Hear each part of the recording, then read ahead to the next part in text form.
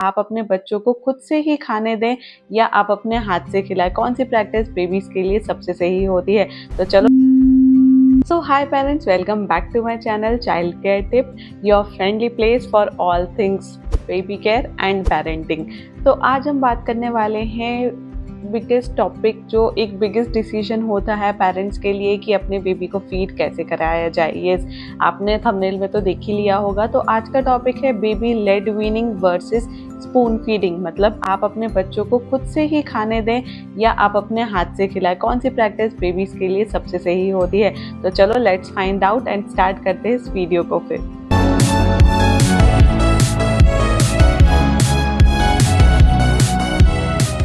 तो what is spoon feeding? ये एक ट्रेडिशनल मेथड है जहाँ पे पेरेंट्स खुद अपने बच्चों को अपने हाथों से खिलाते हैं। जब बेबी 6 मंथ्स का हो गया है, उसके बाद जब बेबी का अन्नप्राशन हो गया और उसको खिलाना चालू करना है, तो बेबीज़ को खिलाने के लिए आप उनको ही नहीं दे रहे हैं कि वो खुद से खाएं, आप बल्कि अपने हाथों से खिला रहे हैं बेबीज़ को। जैसे कि स्मूथ प्यूरीज हो गया, दाल का पानी, चावल का पानी, बहुत सारी चीज़ें जो आप चाहते हैं वो अपने बेबी को खिलाते हैं अपने खुद के ही हाथ से। अब स्पून फीडिंग क्या करता है, वो अलाउ करता है पेरेंट्स को कि वो कंट्रोल कर सकते हैं कि आपको बेबी को कैसे खिलाना है, कितना खिलाना है, नीट एंड क्लीन तरीके से खिलाते हैं बेसिकली।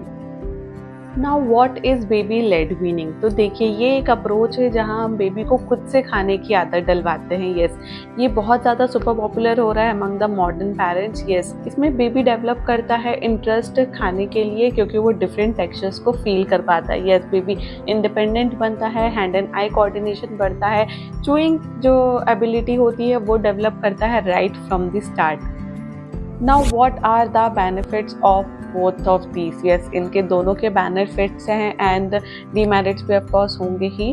तो देखिए, बेनिफिट क्या क्या हैं इसके। स्पून फीडिंग के क्या है कि आप जब बेबी को खिलाते हैं तो आप इंश्योर कर पाते हैं कि बेबी ने कितना खाया है। यस, आपने जितना भी लिया है आपको पता रहता है कि बेबी ने कितना खाया है। सेकेंड, आप ट्रैक कर पाते हैं कि बेबी को एसेंशियल न्यूट्रिएंट्स जो है वो गया है कि नहीं गया है, जितना आपने दिया था उतना भरपेट बेबी ने खाया है कि नहीं। अब बेबी लेड वीनिंग के बेनिफिट्स क्या क्या हैं? तो इसमें बेबी प्रमोट करता है इंडिपेंडेंस को एंड सेल्फ रेगुलेशन को, कि उसको कितना खाना है, उसको कितनी रिक्वायरमेंट है। सेकेंड, ये इम्प्रूव करता है मोटर स्किल्स को एंड च्यूइंग डेवलपमेंट भी। And baby become more open to the new textures and the flavours.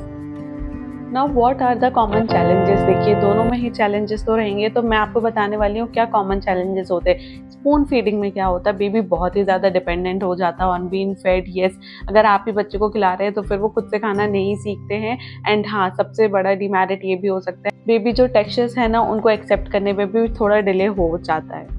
अब बेबी लेड वीनिंग में क्या चैलेंज आता है? तो देखिए, ये बहुत ही ज़्यादा मैसी हो सकता है बेबी, क्योंकि खुद से खा रहा है तो कभी गिरा रहे कपड़ों में, हर जगह मैस हो सकता है। सेकेंडली, चोकिंग का खतरा भी होता है। अगर बेबी खुद से खा रहा है और अगर आप आसपास नहीं है तो बेबी को चोक हो सकता है ना, ये एक रिस्क फैक्टर बढ़ सकता है।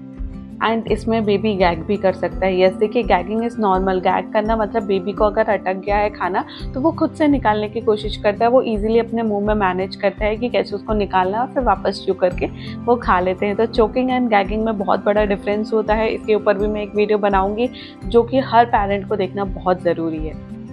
Now here comes the most interesting thing, जो कि है एक सीक्रेट। मतलब आप दोनों अप्रोच चूज़ कर सकते हैं। हाँ, तो आपको एक अप्रोच चूज़ करने की ज़रूरत नहीं है, आप दोनों अप्रोच चूज़ कर सकते हैं। मतलब मैं आपको बताती हूँ। देखिए, मैं क्या करती हूँ, जब भी मैं मेरी बेबी को खाने के लिए बिठालती हूँ तो मैं 2 प्लेट लगाती हूँ। एक प्लेट जिसमें मैं मेरे हाथ से बेबी को खिलाऊंगी और दूसरी प्लेट उसके खुद के खाने के लिए। यस, मतलब स्पून फीडिंग भी करने वाली हूँ मैं और बेबी लेड वीनिंग भी सिखाने वाली हूँ उसको। तो ऐसा करने से क्या होता है कि babies get the best of both the worlds. Yes, उससे बेबी खुद भी खाना सीखते हैं, प्लस मेरा सेटिस्फेक्शन भी हो जाता है कि हाँ, मैंने अपने हाथ से बेबी को कितना खिलाया है। तो यहाँ पे मैं आपको बताने वाली हूँ सेफ्टी टिप्स। यस, बच्चे जब खाना खा रहे हैं तब कौन से सेफ्टी टिप्स आपको ध्यान रखने हैं। सो फर्स्ट वन इज़ कि जब भी आपका बेबी खाना खाए उस पर नज़र रखिए, आप जहाँ भी हैं, बट देखते रहिए कि बेबी कैसे खा रहे हैं, उनको कहीं भी अटकना नहीं चाहिए खाना गले में। Second one is stay near by. Yes, कभी भी ऐसा मत कीजिए कि आपने खाना दे दिया और आप अपना काम करने लगे, ये बहुत ही गलत है। आप नहीं देख पाएंगे बेबी को कब क्या प्रॉब्लम हो सकती है, तो ये एक रिस्क फैक्टर बढ़ जाता है। तो please stay near by two your child. Third one is offer one food at a time. Yes, अगर आपको चेक करना है जब भी आपका बेबी खाना खाना सीख रहा है, स्टार्ट किया है, तो एक फूड एक ही टाइम पे दीजिए ताकि आप एलर्जीज के लिए चेक कर सकें। And fourth but not the least one, so be patient. Yes, आपको ये देखिए, खाना खाना ये एक लर्निंग प्रोसेस होती है, बहुत ही बड़ी लर्निंग प्रोसेस होती है बच्चों के लिए।